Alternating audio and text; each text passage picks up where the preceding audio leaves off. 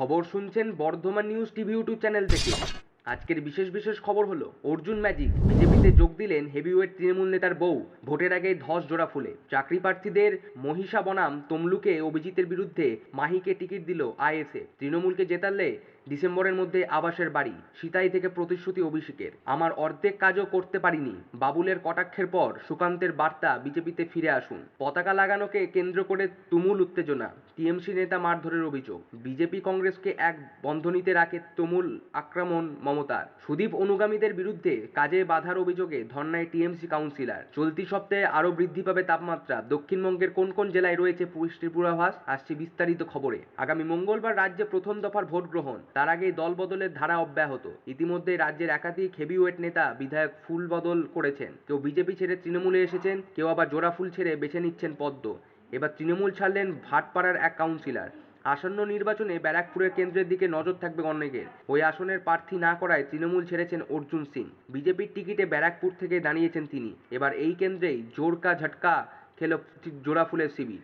ভাটপাড়া পুরসভার ৯ নম্বর ওয়ার্ডের কাউন্সিলর জ্যোতি পাণ্ডে তৃণমূল ছেড়ে বিজেপিতে যোগ দিলেন। পদ্ম শিবিরের নাম লিখিয়েছেন তার স্বামী প্রিয়াংশু পাণ্ডেও। নিয়োগ দুর্নীতি মামলায় একের পর এক গুরুত্বপূর্ণ রায় দিয়েছিলেন। বিচারপতি থেকে হয়ে উঠেছিলেন চাকরি প্রার্থীদের মহিষা। সেই অভিজিৎ গঙ্গোপাধ্যায় বিচার ব্যবস্থা থেকে স্বেচ্ছাবসর নিয়েছেন। রাজ্য রাজনীতির ময়দানে শুরু করেছেন নয়া ইনিংস। তমলুকে বিজেপির প্রার্থী তিনি। এবার তার বিরুদ্ধে আইএসএফের বাজি এক চাকরি প্রার্থী মহিষউদ্দিন আহমেদ ওরফে মাহিকে টিকিট দিল ইন্ডিয়ান সেকুলার ফ্রন্ট। এছাড়া আরও ৩টি লোকসভা কেন্দ্রে শনিবার প্রার্থী ঘোষণা করল আইএসএফ। জঙ্গিপুরে লড়েছেন শাহজাহান বিশ্বাস, বনগাঁর প্রার্থী দীপক মজুমদার, কৃষ্ণনগরে লড়েছেন আফজর রোজা খাতুন। চাকরি প্রার্থীদের আন্দোলনের মুখে মাহিউদ্দিন আহমেদ ওরফে মাহি ধর্মতলার এসএসসি ধর্ণা মঞ্চের সভাপতি ছিলেন। ২০১৬ সালে তৎকালীন বিচারপতি অভিজিৎ গঙ্গোপাধ্যায়ের এজলাসে মামলা দায়ের করেছিলেন।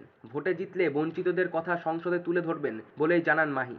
প্রসঙ্গত, লোকসভা ভোটের মুখে গত ৩রা মার্চ দুপুরে বোমা ফাটিয়েছিলেন অভিজিৎ গঙ্গোপাধ্যায়। কলকাতা হাইকোর্টের বিচারপতি পদ থেকে ইস্তফা দেওয়ার সিদ্ধান্ত নেন। এরপর বিজেপিতে যোগ দেন। তৃণমূলকে জেতালে ডিসেম্বরের মধ্যে মিলবে আবাসের বাড়ি। কোচবিহারের সিতাইয়ের প্রচারের সভা থেকেই এমনই প্রতিশ্রুতি দিলেন তৃণমূলের সর্বভারতীয় সাধারণ সম্পাদক অভিষেক বন্দ্যোপাধ্যায়। নিশানা করলেন কেন্দ্রীয় মন্ত্রী নীতীশ প্রামাণিককে। লোকসভা ভোটের দমামা বেজে গিয়েছে।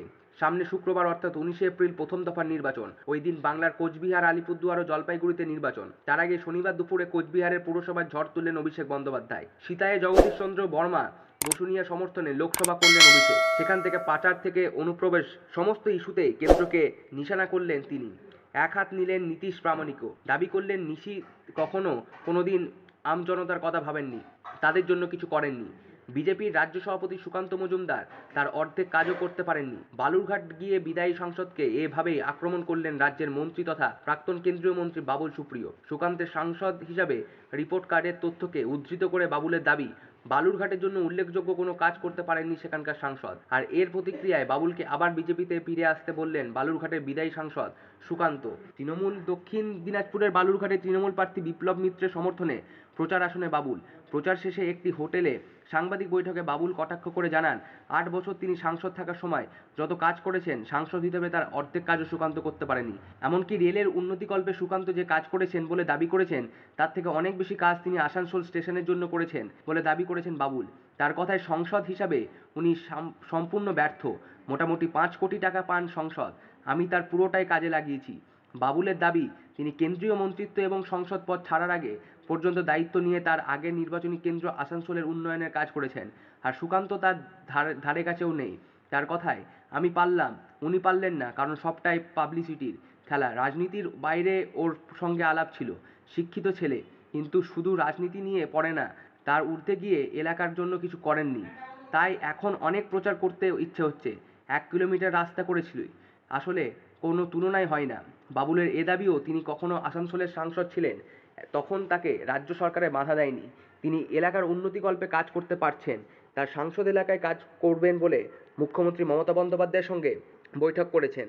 কিন্তু সংসদ হিসেবে সেই রিপোর্ট কার্ড দেখাতে পারবেন না সুকান্ত, কারণ সুকান্ত রাজনীতির ঊর্ধ্বে গিয়ে সাংসদ হতে পারেননি। তৃণমূল বুথ সভাপতি বাড়ির সামনে রাস্তায় বিজেপির পতাকা লাগানোকে কেন্দ্র করে উত্তেজনা ছড়ালো বাঁকুড়ার কোতলপুর ব্লকের লাউগ্রাম এলাকায়। বাধা দিতে গেলে তৃণমূলের বুথ সভাপতিকে মারধরের অভিযোগ ওঠে বিজেপির কর্মীদের বিরুদ্ধে।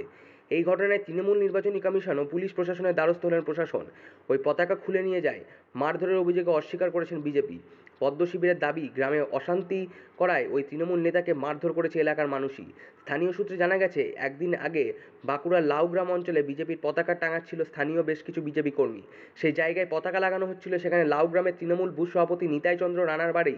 তার বাড়ির সামনে রাস্তায় পতাকা টাঙাতে গেলেই ঘটনার সূত্রপাত। পতাকা টাঙাতে বাড়ির রাস্তার অবরুদ্ধ হবে একথা বলে বিজেপি কর্মীদের পতাকা টাঙাতে বাধা দেন তৃণমূলের ওই বুথ সভাপতি। এই ঘটনাকে কেন্দ্র করে দুপক্ষের মধ্যে বচসায় উত্তেজনাতে বাড়তে শুরু করে। দুপক্ষের মধ্যে বচসা ভিডিও ছড়িয়ে পড়ে সামাজিক মাধ্যমে। যদিও সেই ভিডিও সত্যতা যাচাই করেনি TV9 বাংলা। অভিযোগ, বচসার সময় বিজেপি কর্মীরা নিতাই চন্দ্র রানাকে মারধর করে। এরপরই নির্বাচন কমিশন তথা স্থানীয় ব্লক প্রশাসন ও পুলিশের দ্বারস্থ হন তৃণমূলের ওই বুথ সভাপতি। এতে কুণাল ঘোষ ও তাপস রায় তৃণমূল ছেড়ে বিজেপিতে যোগ দিয়েছেন। তাকে সুদীপের বিরুদ্ধে উত্তর কলকাতায় প্রার্থীও করেছেন পদ্ম শিবির। অন্যদিকে কুণালের সঙ্গে সম্পর্কে বৈরিকতা মিটেছে সুদীপের। কুণাল তৃণমূল প্রার্থীর বিভিন্ন অনুষ্ঠানে থাকছেন। তারই মধ্যে কাউন্সিলর ওই বিক্ষোভে নতুন করে বিড়ম্বনা তৈরি করল সুদীপ বন্দ্যোপাধ্যায়ের জন্য। দক্ষিণবঙ্গের কয়েকটি জেলায় বৃষ্টির সম্ভাবনা থাকলেও গরম থেকে রেহাই পাচ্ছে না বঙ্গবাসী। চৈত্র মাসের শেষ সপ্তাহে তৃণমূল তাপমাত্রা আরও বৃদ্ধি হতে পারে, এমনটাই পূর্বাভাস আলিপুর আবহাওয়া দপ্তরের। চলতি সপ্তাহের মধ্যে রাজ্য জুড়ে তাপমাত্রার পারদ চড়তে পারে বলে জানিয়েছেন হাওয়া অফিস। রবিবারের মধ্যে এক ধাক্কায় রাজ্যের তাপমাত্রা 3 থেকে 5 ডিগ্রি সেলসিয়াস বৃদ্ধি হতে পারে। চলতি সপ্তাহের মধ্যে দক্ষিণবঙ্গের কয়েকটি জেলায় বৃষ্টি হলেও তাতে খুব একটা স্বস্তি পাবে না রাজ্যবাসী। খবর এই পর্যন্তই।